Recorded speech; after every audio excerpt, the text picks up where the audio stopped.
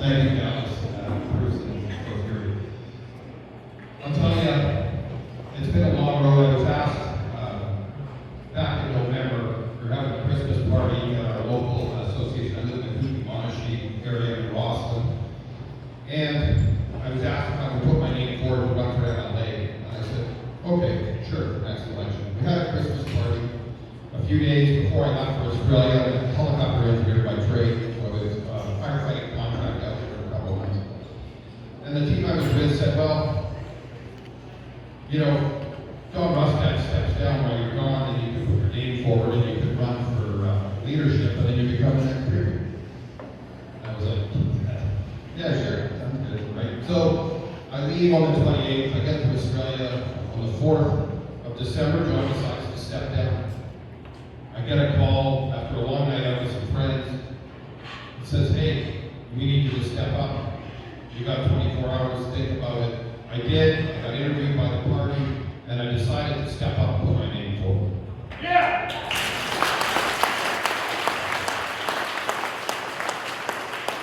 Back at that Christmas party, when they were talking about me running for MLA, I said, I don't get it. I don't have any experience. I'm not a politician, obviously. And they went around the table and sort of patted me on the back for the different things I've done over the years. I'm a pilot, a helicopter engineer, aircraft maintenance engineer. Any engineers in the crowd here? Any aircraft? No aircraft. Oh, one. Attaboy. And then a business guy. I opened businesses for retail, a neighborhood pub, a restaurant, a little restaurant. I was no neighborhood. So this wide range of experience I've had, and as I did a deep dive into, you know, others that have gone into politics, I almost got a panic attack that you know, we don't always get the most experienced people step forward. So I guess it made me think that, you know, maybe there's something I can contribute in the political arena and bring forward my experience in all these different fields to help improve the province. I was born in Vancouver. I lived over this great province. I had one daughter, one in Campbell River, the other one in Kamloops. I'm grateful to have raised kids, and that the province has been excellent to me in business and allowing me to raise my family, employ people, build great friendships, travel. We use the outdoors and the public lands that everybody loves so much. But here we are, the last 5 years, you know, the lines have crossed where it's hard to just earn a living. Everybody, no matter what field, accountants, lawyers, people coming out of trade school, the water levels here, you know, our upper lip on our nose. And it's going to take time to get the water level down. You know, the NDP has had us on a down trajectory for a long time, and even governments before, and it's time to change. So my reason to step forward, I've got two daughters, 29 and 31, both make good money, 6 digits, 2 jobs, nurses, work in the legal field, have their own business, and they have no hope of buying a home in a little town like Rossland, BC. No hope, unless we help them. We're privileged, we work hard, we'll be able to help them out, but how is anybody going to afford this going forward? We can't. So I got into this race. I was the underdog. Half of you probably haven't seen me until the Junos. And it's like the Juno debate, not the Juno Award. So, I wasn't on the Juno Award. And I came fourth. So there were 6 of us there, so that was where there were 6 rodeos anyway. So, but I want to tell this story. The reason I decided to join Yuri's camp in the last few days, after talking with all the candidates and looking at, you know, where we are in this province, we're in a lot of trouble. If this leadership race is the most important race in BC district, period. It just is. If we miss on this, if we don't get the right leader in place that has I want to say youth, but he's a little younger, youth and bandwidth and experience and ability to not be same old,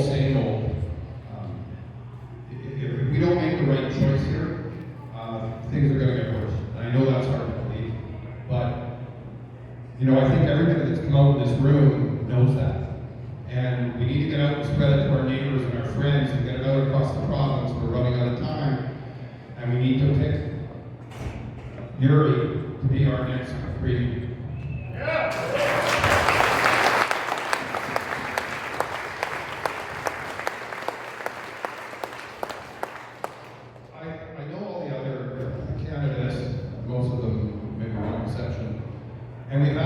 discussion. There's some really good people there, but bandwidth matters. I sat with Yuri a few nights ago, and we just sat there, just the two of us, chatting about family, chatting about charity.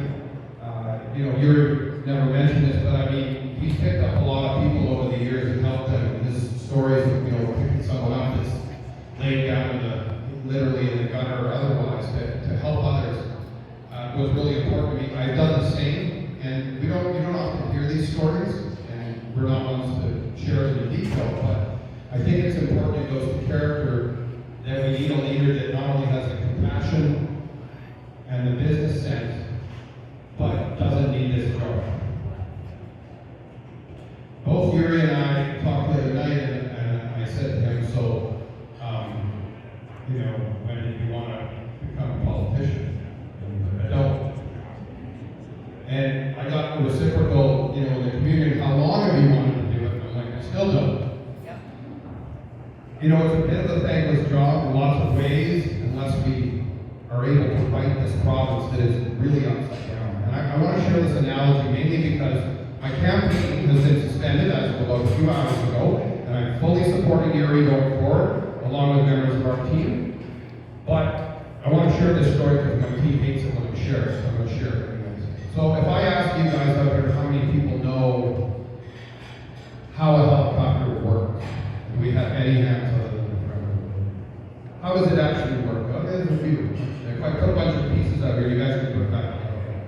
Now, if I ask everybody here what a helicopter does, the hands will go up. In firefights, we use it for heli logging, we use it for after. So I think it's important to really define what something does and how it works. And our economy is very much the same way. It's a complicated system. And when our economy is working really well, everybody's happy with it. It's working well, people are exchanging goods and services and paying their bills, and they've got money left over, they've got room for 1.5, 2 week holidays a year, and things are going good, and we don't necessarily, we're not really concerned with how it works so much as it is working. But right now, our economy is not working. I think everybody knows that. It's dysfunctional. And I'll compare it to a helicopter. God, the team hates this one, but I'm doing it. So, we essentially have a helicopter that's got one main rotor blade that needs two. It's got gold tiller rotor blades. The back seats are full of so much paperwork that even if you got all the right pieces in the right order, it would be too heavy to take off. It's got a fuel tank that is our tax base. And the government that we've had here, the NDP, keeps trying to figure out a bigger way to put a bigger tax house to fill this tank up. But they fail to recognize the bottom drift out of the tank and the fuel's leaking out of the ground. And that's where your taxpayers' dollars are going. And I think that's the biggest frustration everybody has in this room.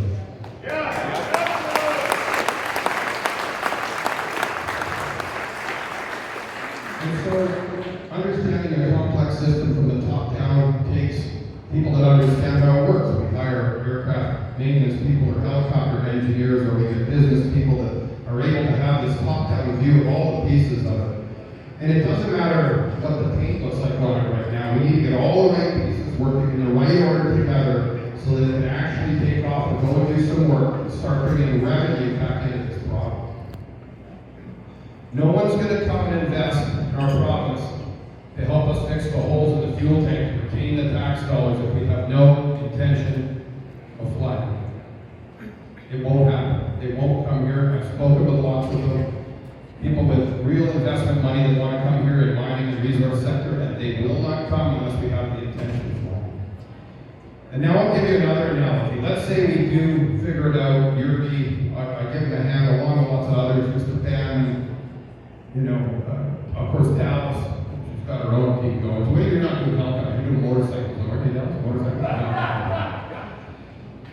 But we have to get this helicopter back to the air, period, right? And it's sitting there on the ground, in the gravel, and we've let First Nations pull up an excavator, a mini excavator. We're letting them undermine the skid here that it sits on. And I can tell you this, if we don't get it fixed in time, and even if we do, and we let the ground that the helicopter sits on get undermined, what will happen? We'll fall in the hole. And then it won't matter that all the pieces are in the right spot. There's going to be no way to start to get it off the ground. And so I use this analogy because most of you don't know how a helicopter works, so I could BS my way through it and just be confused. But some of you do. It's important that we get people and we elect people like Yuri Fulmer, supported by myself and others, that understand how complex systems work. If we just put politicians back in charge who have always been politicians, especially the last 15 years, I mean, nothing's going to change. And I guess that's the question, are people ready for change?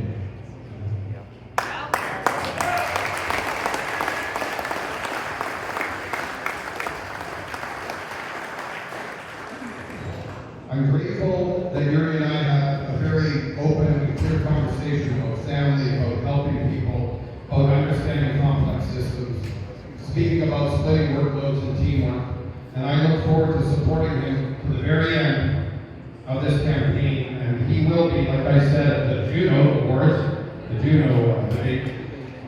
Our next premier was on the stage that night, and it's Yuri Fulmer. Yuri.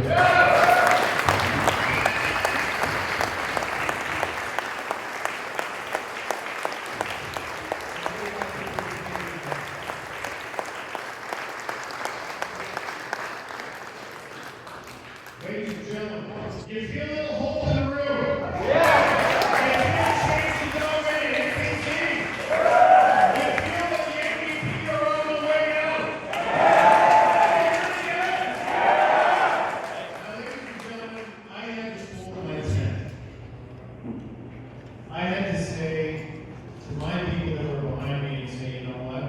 I just don't have what it takes to go all the way to the end. That takes courage, and it takes commitment, and it takes backbone. And you're looking at it right here. Warren folded his hands and he put his support behind someone else.